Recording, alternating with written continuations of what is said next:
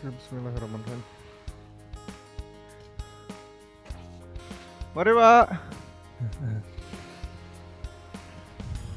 Oke, saatnya kita pulang. Bismillahirrahmanirrahim.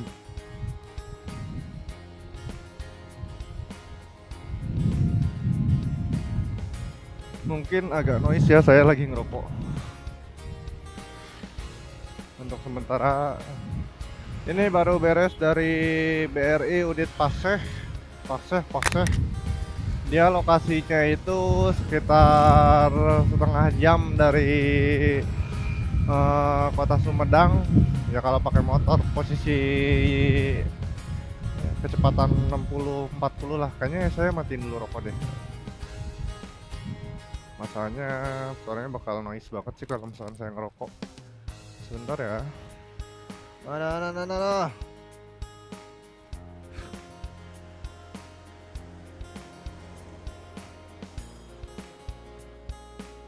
Oke. Nah, kita lanjut. Tadi ngobrol sama si bapaknya. Waduh, 3 tuh anak. Hati-hati. Si bapaknya tadi katanya dia juga punya channel YouTube. Subscribernya udah 400. Wah, banyak juga si bapaknya. Sedangkan saya subscriber baru 20. Tapi nggak apa-apa. Nah, di Sumedang nih banyak nih anak-anak kayak gini. Kayaknya daerah-daerah pedesaan yang atau kota-kota yang baru berkembang, banyak anak-anak yang mungkin dia mau explore keluar ya. Nah, terus dia ngikut-ngikut kayak gitu, nanti nginep di mana, kemana. Bahasanya tuh apa ya? Dulu di Cimahi sempet tuh, aku juga kayak gitu. Nyetrit, anjir, nyetrit. Kan itu gaya-gaya anak pang gitu kan. Tuh banyak. Waduh, si ibu lampu sennya ketutupan baju.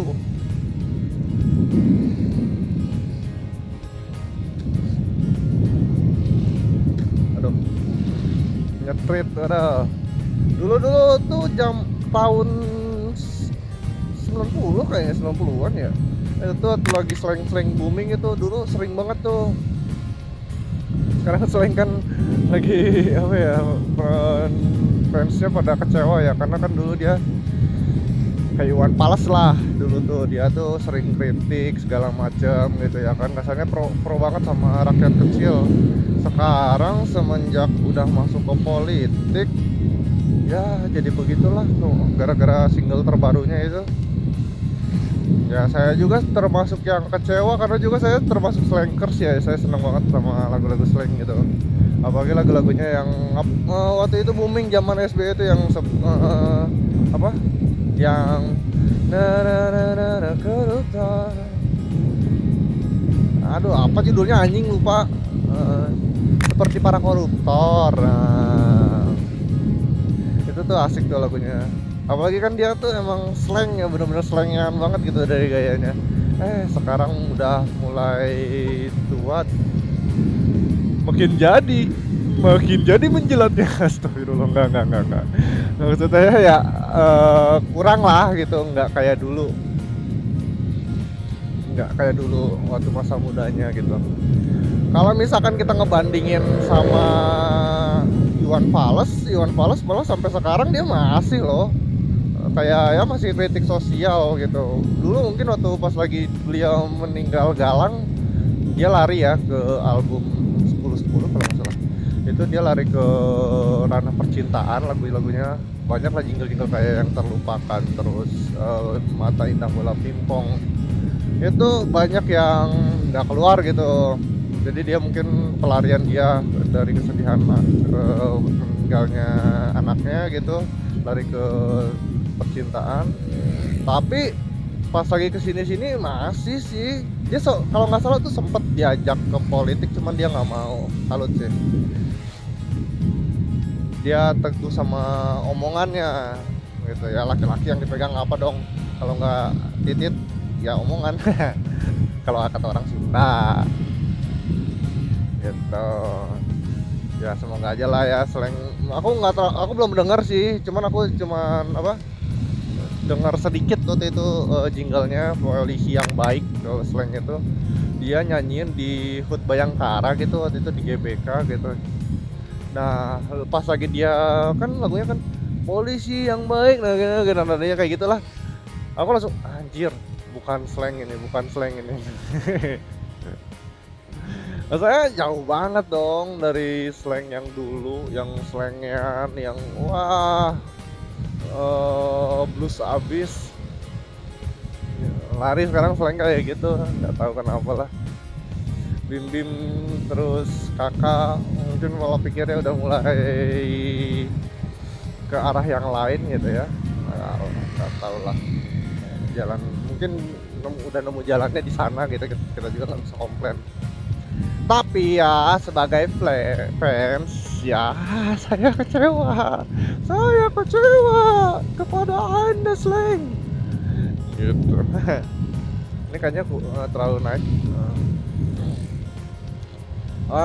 Terus apalagi ya, oh ya tadi yang street kayak gitu ya, itu tuh dulu mah ya kalau saya sih ya sama mungkin niatnya kayak mereka gitu tuh. Masa muda itu masa yang sangat ingin bereksplorasi ya, khususnya untuk para laki-laki tuh kan kita rasa penasarannya tinggi ya kan, terus nyari saudara juga gitu zaman itu tuh ya, walaupun pas udah gede juga tetap aja ngilang gak tahu pada kemana, tapi setidaknya dengan kayak gitu kita ada cerita gitu. Kalau di Bandung sendiri waktu itu kita nyetrit itu ya ada sih beberapa ngikut fallback, tapi lebih seringnya itu kita nyetrit itu pakai kereta, karena kan di Bandung kan KRD dulu ya kan. KRD itu itu suatu hal yang wow. KRD murah dulu, cuman nggak nyampe, paling goceng gitu nyampe Cicalengka, bolak balik Padalarang ya begitu aja. Kalau mau balik sekolah dikejar-kejar kondektur. Asik sih, bahkan ya seringnya malah nggak bayar gitu. Tapi PT KAI sendiri sekarang jadi bagus banget gitu, jadi dia udah berubah. Oh nggak masuk, udah berubah hampir 180 derajat dengan PT KAI yang saya kenal gitu. Saya termasuk orang yang ngikutin sih untuk PT KAI, karena modal transportasi saya dulu, keluarga saya dulu ya kereta gitu. Dulu kan ada kayak kereta Cianjuran, Cicalengka, Bandung, Purwakarta gitu kan. Itu yang penuhnya gila. Dulu tuh sampai dulu kalau misalkan ke daerah-daerah kampung itu biaya transportasi kayak mereka jualan daun pisang ke desa, dari desa ke kota itu ya itu pakai modal transportasi itu, dia sampai nutupin pintu kereta gitu kan, mirip-mirip India lah. Tapi sekarang udah ada AC, tempat duduk udah jelas gitu, urutan keberapa gitu. Ada keren banget sih ya. Tapi ada beberapa hal yang bikin nostalgianya, yaitu karena kan dulu kan kita suka nongkrong di stasiun gitu kan. Sekarang kan stasiun udah ditutup rapat ya kan, emang bahaya gitu, emang bahaya juga untuk keselamatan gitu kan. Ada ya begitulah. Itu tuh kalau nggak salah PT KAI itu udah mulai kayak berubah total tuh 2014 kayaknya, nggak tahu lebih cepat ya. Enggak 2014, aku SMA tuh 2011 2013 tandanya. Itu masih ingat karena waktu itu aku pernah ke daerah Gedewage. Nah karena ya mindset dulu kan naik kereta itu gratis ya kan. Nah, aku loncat pagar langsung naik ke kereta. Ya iya, mau dikejar-kejar kondektur seperti biasa, udah rutinitas lah. Mungkin anak remaja Bandung yang tinggal di daerah-daerah rel, khususnya Ciroyom. Bandung. Nah kalau Bandung enggak sih, kalau Bandung Ciroyom yang jelas banget Ciroyom ya. apa stasiun-stasiun kecil lah gitu ya, udah pasti tahu lah rasanya kayak gimana, asiknya kayak gimana, walaupun itu sedikit kegoblokan sih masa muda. Kalau anak-anak sekarang nggak ngerasain lah, sekarang anak-anak sekarang mau udah dikasih apa ya, ya ini mungkin anak-anak yang sekarang kayak gini nih yang ngerasain. Anak-anak yang di kotaan kan sekarang udah ada motor ya kan mereka udah mulai bergayanya dengan motor gitu, untuk mencari sosialnya itu dengan motor gitu. Sedangkan dulu kita nggak kayak gitu, jauh lah. Udah pakai motor, naik angkot aja kadang ngomong belakang padahal kagak ada yang di belakang.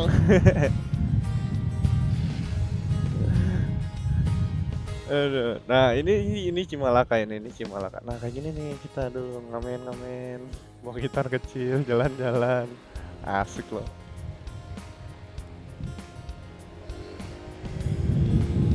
Bahasanya tuh nyetrit, asik. Wah, aku sempet tuh pernah sampai apa ya, sampai gila-gilanya tuh kayak berangkat gitu ke Surabaya, cuman bawa uang 2.500 waktu itu aku ingat, dulu sama temenku kita nonton Persib di Surabaya. Aduh nyesel sih pagi udah nyampe sana buruan nonton Persib. Yang ada kelaparan aja. Cuman bawa uang 2.500 cukup apa, akhirnya ya udah kita ngamen di Surabaya. Panas banget cah Surabaya, asem. Nonton Persib kagak ya kan, akhirnya kelaparan di sono, tidur sana di pinggir jalan. Aduh, luntang lantung anjir. Di situ kagak mau lagi kasarnya, kalau misalkan terlalu jauh kagak mau, karena ya pas lagi posisi berangkat kita kan penasaran tuh, namanya anak muda ya, waktu itu SMP gitu apa SMA aku lupa ya. Nah ya berangkat gitu ke sana gitu kan, waktu di jalannya mah enak, kita ya makan bareng-bareng sama anak-anak Viking gitu kan, apalagi pakai di sana disambut sama bonek gitu. Pas lagi udah beres acara, posisi lagi nunggu kereta kelaparan, ya udah kita ngider gitu keliling stasiun nyari makan ya, entah itu kita ngamen, entah itu kita apa, akhirnya dapatlah uang buat beli padang makan berdua. Aku lupa itu berdua apa bertiga kok. Itu asik banget, cuman nggak mau lagi diulangin.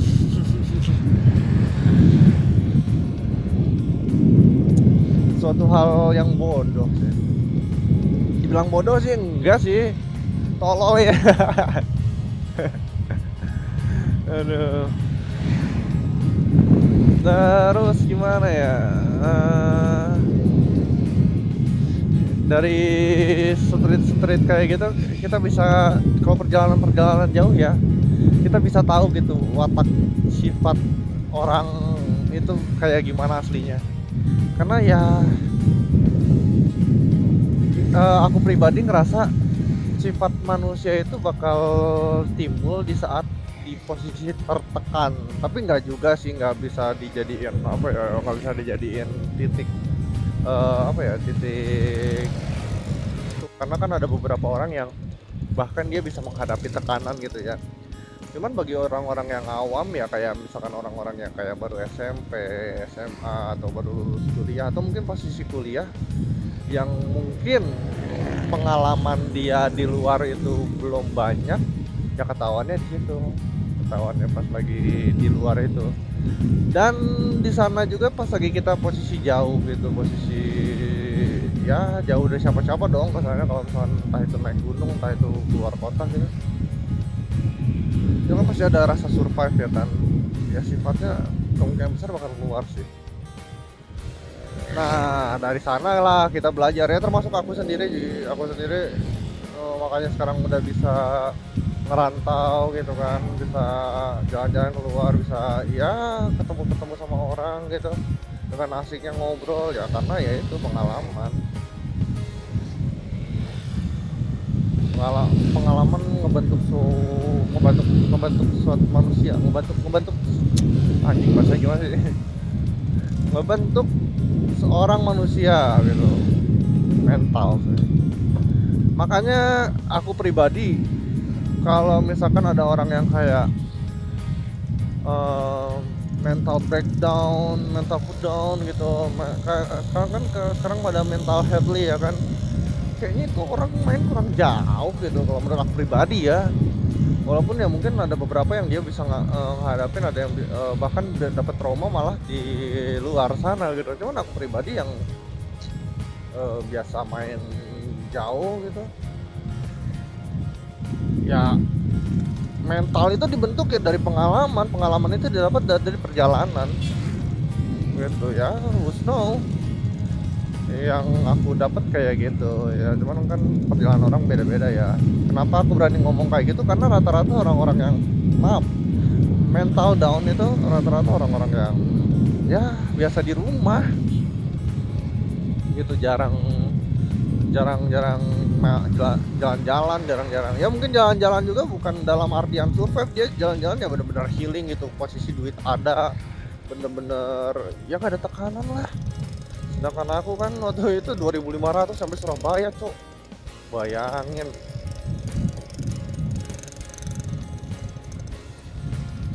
Gimana nggak mental langsung menjadi baja kayak itu di tempat, cok. Gitulah. Oke, mungkin segitu aja kali ya. Ini udah nyampe Kota Sumedang, bentar lagi juga udah mau nyampe kosan. Di sini ada Upin sebelah kanan, ngasih tahu aja ya. Upin Sumedang. Oke, mungkin gitu aja. Terima kasih udah mau nonton. Terima kasih udah mau meluangkan waktunya di, ya bisa dibilang podcast berjalan ini. Jikalau ada kesalahan kata-kata, saya mohon maaf. Saya juga nggak ada niat untuk sana, ini cuma ngobrol-ngobrol santai, cuman ya bisa dibilang debat kusir lah gitu. Terus kalau misalkan suka di like, kalau nggak suka di dislike mangga. Jangan lupa tinggalin jejak di komen. Kalau menurut anda ini asik, perlu di share ke teman, ya silahkan di share. Sampai lupa lagi. Sampai jumpa di konten selanjutnya. Bye bye.